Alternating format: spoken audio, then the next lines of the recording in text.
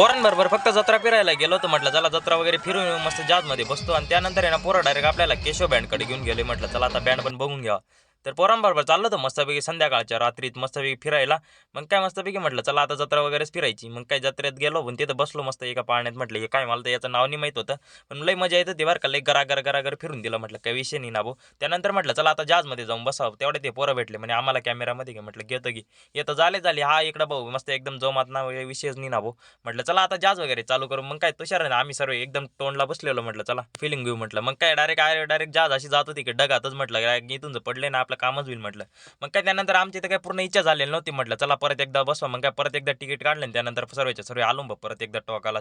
म्हटलं चला आता टोकाला बसतो. दुसऱ्याकडे कॅमेरा दिला ना आम्ही सर्व मस्त लांबूनच बसलो ना भाऊ. म्हटलं ते झाले म्हटलं चला आता परत याच्यात बसून घ्या. हे कसं काय आपण हे पाहून घेऊ. म्हटलं मग काय त्यात बसलो पण त्याने भावानी मस्तपैकी हळूहळू सुरुवात केली.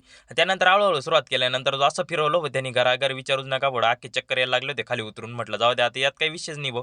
पण ना इतक्या जोरात फिरत होते. म्हटलं माझी चप्पल तर उडाली गेलीच बघ कामात. म्हटलं चला आता मस्तपैकी जत्रा वगैरे फिरली गेली. मग काय पोरांमध्ये डायरेक्ट गेलो केशव बँड बघायला. म्हटलं चला केशव बँड बघून घ्या. केशव बँडमध्ये गेलो बाबा, एक नंबर बँड होता बरं का. विचारू नका भाऊ. मस्तपैकी एकदम बँड तर एकदम जोमात वाजत होता. म्हटलं काही विषय नाही. आणि टुमकेवाले तर जोरात वाजत होती. त्यात ना आपल्या पोरं काय जाईन ती इच्छा झाली नव्हती वाटतं पूर्ण नाचायची. म्हटलं हे बाहेर नाचताय. म्हटलं यांना तर नाचू देतावर. चला आजचा ब्लॉग इथे संपूया. चला जय महाराष्ट्र.